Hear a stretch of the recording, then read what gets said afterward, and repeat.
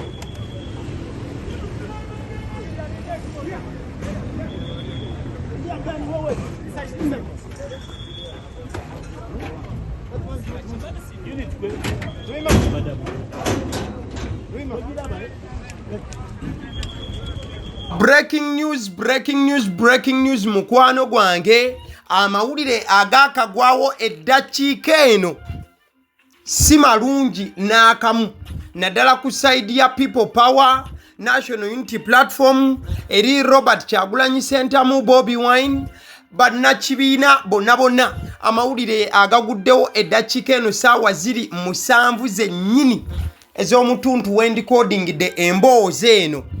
Allan Sewanyana munnakibiina kya NUP abasajja bamukutte.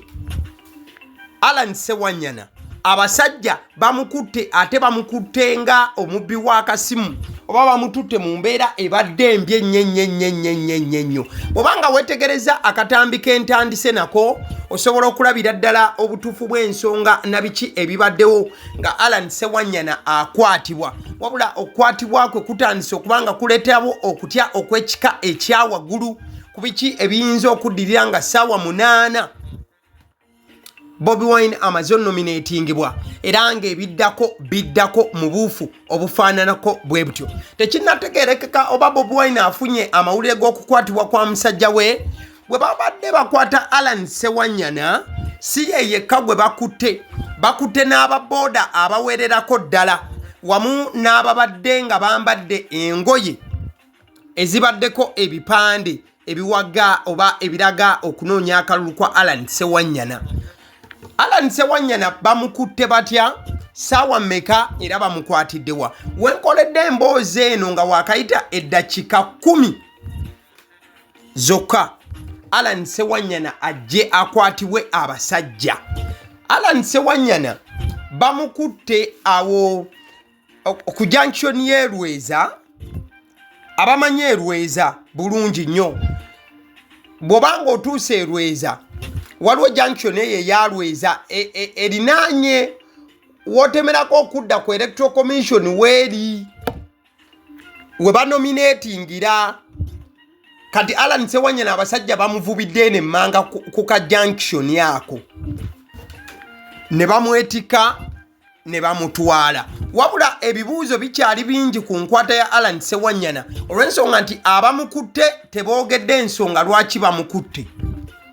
Ate nga si ye yekka gwe bakutte, bakwatiddeko n'abalala nga n'abamu ku be bakutte babadde bambadde amasaati aga NUP n'agamu agalaga obuwagizi bwa Allan Sewanyana ye kennyini. Ekitegeeza nti abamu aba campaign team ye bamukutte nawo ne babakwatirako. Wabula abamu bagamba nti kyandibanga ekikwasizza bano wabaddewo okusuubirizibwa nti babadde balindiridde Bobi Wine bw'atuuka mu junction eno bw'abanga ayolekera kakiiko k'ebyokulonda nabo bamugoberere. Oyo gayi gwe bakutte esaati eyo ya Allan Sewanyana. Eyo esaati eriko kifaananyi kya Allan Sewanyana era ekuyegera Allan Sewanyana kalulu. So wabaddewo okutya era ekikyasuubirizibwa ekikwasizza bano kyekyokubeera nti babadde balindiridde Bobi Wine nti bw'atuuka bamwegatteko, ekintu ekitakkirizibwa. Meanwhile ebimu ku bifaananyi byolaba bye bifaananyi byencollectingidde okuva ku nguudo ez'enjawulo mu Kampala ne ku nkingizi z'ekibuga Kampala enguudo zo zikyakwatiride ne sekukwatirira yenna kyenyinza okugamba nti abali mu kwolekera wali Lweza okulaba nga Bobi Wine anominatingibwa bakyali bangi nnyo newankubadde waliwo etteeka nti omuntu okujja ku nomination olina kujja gwe n'abantu 20 in fact gwe n'abalala 19 ne mukola toto y'abantu 20 in fact wenkoledde story eno nga omuntu alimu essaawa zino gwe bali mu kunominatinga ye mukulu Jeno Mugisha Muntu okumanya ebintu biri serious. Jeno Mugisha Muntu azze n'emmotoka 3 wabula bw'atuuse n'emmotoka 3 abasajja kye bakoze bamugambye nti emmotoka emu ayina ogireka era kye bamaliriza nga bamugambye ye ne bazze nabo abali mu mmotoka eyokusatu beegatte ku ziri emmotoka 2 emmotoka emu eggibwewo etwalibwe. Kiba kitegeeza nti bonna abawerekedde ku Bobi Wine era abaagala okuba nga bawitinensinga okunominatingibwakwe abasinga balina kusigala ku masimu gaabwe ebintu babirabe live ku TV n'abamu okugenda enatete wagenda okubeera procession oba rally wabula ebyokutambula nti kugenda naye essaawa zino abasajja balinako be bakutte nga ne Allan Sewanyana mwali ate nga bano tebabadde na Bobi Wine babadde already Lweza mu area we bagenda nominatingira Bobi Wine okumpi n'akakiiko k'ebyokulonda we kaatadde nomination grounds. So atanalaba ku mukulu bwatyo bwe yafulumya olunaku olwaleero ate era mukadde ke kamu Mary Flavia Namulindwa naye mulabyekokko awo omukyala yanyumye nese kunyuma yenna yatungisiriza ddala ataya eriva omwange nagamba nti omanyi kati kiseera kyakubeera nga ekintu kiyengera bwengezi. So ayembeera nno eri ku kitebe eri mu makubo at the same time n'abantu abali mu kwolekera wali Lweza okulaba nga Bobi Wine agetinga nominated. Kati nga tuvuddeko awo olunaku olwaleero omukulu amanyiddwa nga Muhammad Nsereko.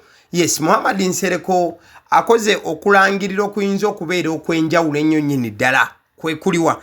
Agambye nti singa akakiiko k'ebyokulonda leero ojja kujjukira lwe lunaku olusembayo ku nominations. Kati agamba nti singa akakiiko k'ebyokulonda olunaku olwaleero tekamulangirira kubanga yesimbawo ku bwa president ojja kujjukira ayagala kugira ku kibiina ekyo ekimanyiddwa nga Ecological Party of Uganda. So Muhammad Nsereko agamba singa akakiiko k'ebyokulonda tekamulonda oba tekamunominatinga omuntu gwalaba alinamu embavu era gwagenda okuyimirira emabega we si mulala ye Robert Kyagulanyi Ssentamu oba muyite Bobi Wine. Kati kitegeeza nti obuwagizi bwa Muhammad Nsereko buli ku pending.